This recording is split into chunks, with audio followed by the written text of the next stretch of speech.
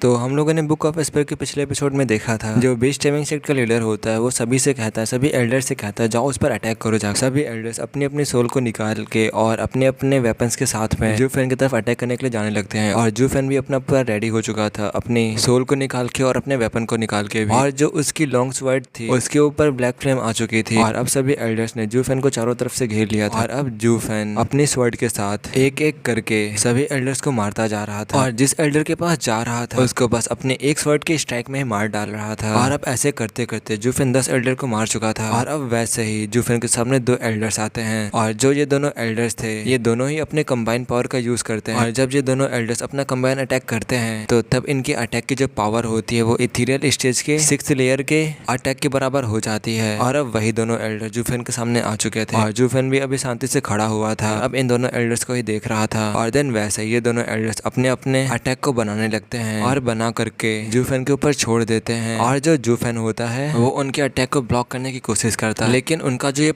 Attack था वो बहुत ज्यादा ही पावरफुल था और जूफेन को भी प्रॉब्लम हो रही होती है इस अटैक को ब्लॉक करने में। लेकिन अपना जूफेन तो जूफेन है, वो इस अटैक को ब्लॉक कर लेता है और देन उन एल्डर्स की तारीफ भी करता है कि सही में तुम्हारी तारीफ तो करनी पड़ेगी, जो ये अटैक था वो वाकई में पावरफुल था और इस अटैक को मैं तुम्हारे हमेशा के लिए याद रखूंगा और कभी भी नहीं भूलूंगा और तुम दोनों को भी। और अब तुम लोग भी समझ गए होंगे कि जूफेन का कहने का मतलब क्या है, उनकी मौत। तो वैसे ही पलक झपकते ही जूफेन उनके ऊपर भी अटैक करने के लिए अपने स्वॉर्ड से आगे बढ़ जाता है और उन दोनों को भी मार देता है। और अब जूफेन लगातार बिल्कुल भी नहीं रुक रहा था, पूरी स्पीड से आगे बढ़ता जा रहा था, एक एक करके सभी एल्डर्स को मारता जा रहा था। कोई भी जूफेन को नहीं रुक पा रहा था और कितने भी एल्डर्स दूर से देख रहे थे वो लोग इस दृश्य को देखकर हैरान हो चुके थे, घबरा चुके थे, क्योंकि उनकी मौत भी उनके सामने आने वाली थी और अब बस वो लोग अपनी मौत का सिर्फ इंतजार ही कर सकते थे। लेकिन दोबारा से हमें जूफेन को दिखाया जाता है जो कि ऐसे एक एक को मारते मारते वो 25 एल्डर्स को मार चुका था, लेकिन अभी भी वो रुकने का नाम बिल्कुल नहीं ले रहा था। वो एक एक करके मारता ही जा रहा था सबको, जो भी उसके सामने आ रहा था वो बस अपनी सोल को खोता जा रहा था और अपनी बॉडी को भी। और उन इथेरियल स्टेज को मारने का मतलब जूफेन के लिए ये था कि वो बस उड़ती हुई कुछ मक्खियों को अपने हाथ से मार रहा। और अब ऐसे करते करते 50 एल्डर्स मारे जा चुके थे, लेकिन जूफेन अभी भी नहीं रुका था और वो अभी बिल्कुल थका भी नहीं था, वो एकदम वैसे ही एनर्जेटिक लग रहा था और कब किसको मारते हुए चला जा रहा था कोई भी नहीं देख पा रहा था। और अब जो सेक्ट लीडर खुद था वो भी उससे लड़ने के लिए जा रहा था और अब जो जूफेन था वो भी सेक्ट लीडर को मारने के लिए आगे बढ़ रहा था। लेकिन जैसे ही जूफेन सेक्ट लीडर के पास पहुंचता है वैसे ही जो सेक्ट लीडर होता है वो एक कछुए जैसे सेल में बंद हो जाता है, मतलब कछुआ जैसा नहीं कह सकते, मतलब सेल होता है जो कि सेक्ट लीडर को पूरी तरीके से कवर किए हुए था। लेकिन वैसे ही जो अपना जूफेन होता है उस सेल को देखने के बाद भी नहीं रुकता है और अपनी स्वॉर्ड से उसे बीच से काट देता है। देन वैसे ही जो वो सेल होता है वो पूरी तरीके से वैनिश हो जाता है। और देन हमें दूसरी जगह पर दोबारा से सेक्ट लीडर को दिखाया जाता है जो कि इस अटैक से बच चुका था। देन ये सब कुछ देखने के बाद जूफेन कहता है मुझे पहले से ही पता था कि ये एक इल्यूजन है और जो ये तुम्हारा सेल है यार, सेल का कुछ नाम है तो मैं वो भी भूल चुका हूँ, क्योंकि अभी के लिए हम इसे सेल ही कहेंगे। देन वैसे उस चीज को देखने के बाद जूफेन कहता है मुझे इसके बारे में पहले से ही पता था, ये चीज इल्यूजन पैदा करती है और इसीलिए तुम इल्यूजन पैदा करके बच गए। और जूफेन इसके बारे में और भी चीजें बताता है जिसे देख करके जो सेक्ट लीडर था वो हैरान हो चुका था और वो कहता है इतना सब कुछ तो मुझे भी नहीं पता था इसके बारे में, और तो और यहाँ पर इस लैंड में सिर्फ ये एक ही है, तो तुम्हें इसके बारे में कैसे ही पता।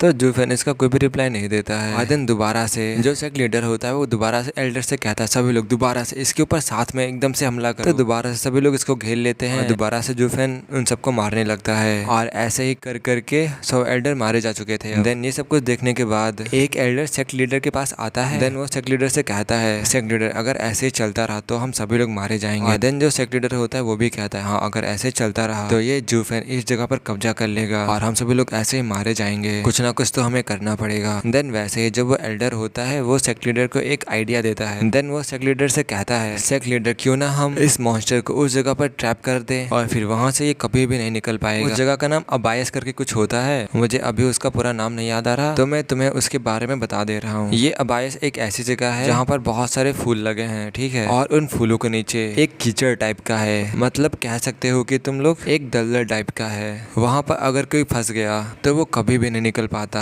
चाहे वो जितना भी स्ट्रॉन्ग क्यों ना हो। तो जो सेक्ट लीडर होता है जब इस एल्डर का आइडिया सुनता है तो वो भी खुश हो जाता है और कहता है हाँ तुमने सही कहा, और अगर हम लोग इस मॉन्स्टर की उसमें बलि देंगे तो जो वो जगह होगी वो भी खुश हो जाएगी। और अब ये लोग प्लान बना रहे होते हैं कि सेक्ट लीडर और ये सभी एल्डर्स जूफेन को वहाँ कैसे लेकर जाएंगे। देन वैसे ही जो सेक्ट लीडर लीडर होता है वो जूफेन के तीनों दोस्तों की तरफ देखने लगता है और उनको देखने के बाद कहता है, मिल गए हमारे बलि के बकरे, हम लोग इन्हें कैप्चर कर लेंगे और इन्हें उसी जगह पर लेकर जाएंगे और इनकी वजह से जो जूफेन होगा वो भी इनके पीछे पीछे आ जाएगा। और देन वो सभी एल्डर से कहते हैं कि सभी लोग अभी जूफेन को दूर लेकर जाओ और जब जूफेन दूर चला जाएगा तो हम इन तीनों को कैप्चर कर लेंगे, उसी फूलों वाले दलदल की तरफ लेकर जाएंगे। देन जो वो एल्डर होता है सभी एल्डर से कह देता है, सभी लोग अभी जूफेन को दूर लेकर जाओ। देन वैसे ही सभी लोग उनकी बात मानने लगते हैं और जूफेन की अपोजिट साइड भागने लगते हैं। जूफेन भी कहता है, अरे अब ये हो क्या रहा है। देन जूफेन को क्या ही फर्क पड़ता था। देन जूफेन भी उनको पीछे पीछे उनको मारने के लिए चला। और देन इधर जो सेक्ट लीडर और जो ये एल्डर था वो उन तीनों को बंदी बना लेते हैं। और देन दूर से जूफेन से चिल्लाते हुए कहते हैं, जूफेन जो तुम्हारे दोस्त हैं वो मेरे कब्जे में हैं, तो अगर तुम्हें ये चाहिए तो मेरा पीछा करो, नहीं तो ये सब के सब मारे जाएंगे। ये क्या करके वहां से जाने लगता है। लेकिन जो जूफेन होता है वो कहने जा रहा होता है कि मैं इन्हें बिल्कुल भी नहीं जानता। लेकिन वैसे ही वो लोग जा चुके थे और अब जो सारे एल्डर्स थे वो सभी लोग सेक्ट लीडर के पीछे पीछे चले गए थे और जो जूफेन था वो सिर्फ अकेला ही बचा था। और जूफेन उनसे कहना चाहता था, उनसे मेरा कुछ भी लेना देना नहीं है और वो मेरे दोस्त तो बिल्कुल ही नहीं है और वो बस मेरे पीछे पीछे ऐसे ही आ गए थे। वो सभी लोग अपने अपने काम से आए थे, वो मेरे साथ बिल्कुल ही नहीं थे। लेकिन जब ये जूफेन कहता वो सभी लोग ही जा चुके थे और अब सिर्फ जूफेन अकेला ही बचा था। देन जूफेन भी ज्यादा उनको माइंड नहीं करता है और देन वो वही अपनी फ्लावर स्पिरिट की तरफ देखने लगता है और उसी फ्लावर स्पिरिट से कहता है, अब किधर चलना है। देन जो वो फ्लावर स्पिरिट होती वो भी इशारा करती है उसी की तरफ जहाँ पर सभी लोग गए थे, उन्हीं फूलों वाले दलदल की तरफ। और देन अब जूफेन को भी वहीं पर जाना ही पड़ता है, उन तीनों के लिए नहीं बल्कि अपने खुद के लिए। और देन अब जूफेन भी उनकी तरफ जाना स्टार्ट कर देता है और अब यहीं पे सीन कट होता है। हमें दोबारा से सेक्ट लीडर और एल्डर्स की तरफ दिखाया जाता है और इस समय जो सेक्ट लीडर होता है वो उनसे कहता है, इन 3 पिलर्स में इन्हें यहाँ पर बांध दो और अब बस जूफेन का आने का वेट करो और जैसे जूफेन आने वाला होगा तुम लोग जल्दी से जाना और छुप जाना और ध्यान रखना उन फूलों के पास बिल्कुल भी मत जाना। वो भले ही दिखने में फूल लगते हैं लेकिन उनके अंदर एक बहुत बड़ा दलदल है जिससे कोई भी नहीं निकल सकता, चाहे वो जितना ही पावरफुल क्यों ना हो। और अभी ये सब लोग ऐसे ही प्लान बना रहे होते हैं कि जूफेन को कैसे इसके अंदर ढकेलना है, जूफेन को उन फूलों के अंदर कैसे लाना है। और उनको देखने में ऐसा लग रहा था मानो कि उन फूलों के नीचे कुछ हो ही ना, लेकिन उसके नीचे बहुत ही बड़ा दलदल था जिससे कोई भी नहीं निकल सकता था। और देन वैसे ही सेक्ट लीडर कहता है एक एल्डर से, जाओ देखो जाके वो आ रहा है कि नहीं आ रहा है। देन फिर वैसे ही एक एल्डर जूफेन को देखने के लिए चला जाता है और फिर वो कुछ देर के बाद वापस भी आ जाता है और आने के बाद सेक्ट लीडर से कहता है, सेक्ट लीडर हाँ वो वापस आ रहा है। देन सेक्ट लीडर भी कहता है ठीक है, पहले इन तीनों के मुंह को बंद करो नहीं तो ये तीनों लोग सारी मेहनत को पानी में मिला देंगे। तो देन एक एल्डर जाता है उनके मुंह को अच्छे से टाइट करता है, बंद करता है, अब वो लोग कुछ भी नहीं बोल सकते थे। और देन दोबारा से सेक्ट लीडर सभी एल्डर से कहता है छुप जाओ, लेकिन ये ध्यान रखना कि तुम लोग उन फूलों के पास मत जाना और जब जूफेन आए तो बिल्कुल भी बाहर मत निकलना, नहीं तो सब कुछ बेकार हो जाएगा। और देन जो एल्डर्स होते हैं वो भी सेक्ट लीडर का कहना मानते हैं और जो सेक्ट लीडर कहते हैं वैसा ही करते हैं और छुप जाते हैं। और अब जो जूफेन था वहाँ पर आ चुका था और वो इस समय अपने आप नहीं आया था, जो फ्लावर स्पिरिट थी उसने ही जूफेन को यहाँ आने को कहा था, इसलिए जूफेन यहाँ पर आया था। और जब वहाँ पर जूफेन पहुंच जाता है देन जूफेन को देखने के बाद जो सेक्ट लीडर होता है वो भी हंसते हुए कहता है, ओ जूफेन तुम आ गए, मुझे पता था कि तुम इन तीनों को बचाने के लिए यहाँ पर जरूर ही आओगे। देन जो जूफेन होता है वो भी कहता है इन तीनों की परवाह कौन ही करता है, मेरा इनसे कुछ भी लेना देना नहीं है, मैं बस यहाँ पर इसलिए आया हूँ क्योंकि इस फ्लावर स्पिरिट ने मुझे यहाँ पर आने के लिए कहा और मैं तो इन्हें अच्छे से जानता भी नहीं हूँ, इनमें से एक तो ऐसा है जो कि मुझे आज ही मिला है तो मैं इनको अच्छे से कैसे ही जानूंगा। और इस समय जो सेक्ट लीडर था वो एकदम ही कंफ्यूज आ गया था, उसने जो प्लान बनाया था वो अब बिल्कुल भी काम नहीं कर रहा था, जूफेन उनको बचाने के लिए नहीं जा रहा था। और ये सारी बात सुनकर जो वो तीनों होते वो भी जूफेन को गरियाने लगते हैं, लेकिन वो लोग भी कुछ बोल नहीं सकते थे, वो लोग बस मन में सोच सकते थे कि जूफेन कितना ज्यादा सेल्फिश है, इसे बस अपनी ही परवाह है और किसी की भी परवाह नहीं है। लेकिन जो सिक्स प्रिंस था वो भी अभी आशा लगाए हुए पड़ा था कि उसका सर उसे जरूर बचा लेगा, लेकिन जूफेन तो बस यहाँ पर फ्लावर स्पिरिट के कहने पे आया था। और देन दोबारा से हमें सेक्ट लीडर का सीन दिखाया जाता है जो कि जूफेन को देखते हुए कहता है, जूफेन क्या तुम इनके लिए नहीं आए हो, तो फिर तुम यहाँ पर करने ही क्या आए हो। देन जो जूफेन होता है वो उसका कोई भी रिप्लाई नहीं देता। अब जो सेक्ट लीडर था वो अपने अब जूफेन से फाइट करने के लिए रेडी हो चुका था और अब जो दोनों ही थे आपस में फाइट करने लगे थे। जूफेन एक हाथ में फ्लावर स्पिरिट को पकड़े हुए था और एक हाथ में अपनी स्वर्ड को पकड़े हुए था, एक ही हाथ से सेक्ट लीडर से फाइट कर रहा था। सेक्ट लीडर बस उससे बचता जा रहा था और जब ये दोनों फाइट कर ही रहे होते हैं तो देन गलती से जूफेन उन फ्लावर वाले एरिया में चला जाता है। और इस समय जो सेक्ट लीडर था वो भी यही चाह रहा था कि फाइट करते करते जूफेन को बस कैसे ना कैसे करके फ्लावर वाले एरिया में ढकेलना। और अब उसका जो प्लान था वो सक्सेसफुल हो चुका था और अब जूफेन उस दलदल में फंसने लगा था। और देन जो सेक्ट लीडर होता है वो जूफेन से कहता है, जूफेन तुम फाइनली अब फंसे गए, अब तुम यहाँ से कभी भी नहीं निकल सकते और अब बस यहाँ पर तुम्हारी मौत होगी। और अब जो डीमन स्कीमिंग सेक्ट है वो हमें 1000 सेक्रेट स्टोन देगा तुम्हें मारने के लिए। और ये कह करके हंसने लगता है। और इस समय जो जूफेन था वो उस दलदल से निकलने की कोशिश कर रहा था, लेकिन वो उससे नहीं निकल पा रहा था, वो उस दलदल के अंदर और भी ज्यादा घुसते हुए जा रहा था। इस समय भले ही वो जूफेन दलदल में फंसा हो, लेकिन वो अपनी पूरी कोशिश कर रहा था निकलने के लिए, लेकिन वैसे ही जो वहाँ की मिट्टी होती वो जूफेन के अंदर जाने लगती, शरीर के अंदर जाने लगती उसके स्किन से होकर के, और शरीर के अंदर घुसने के बाद जूफेन के की फ्लो को बंद कर देती है। और अब जूफेन उस दलदल के अंदर फंस चुका था, और अब जूफेन जितना ही मूवमेंट करता वो उतना ही अंदर जाने लगता। और अब यहीं पे एपिसोड खत्म होता है, और अब इसका नेक्स्ट एपिसोड अब कल ही आएगा।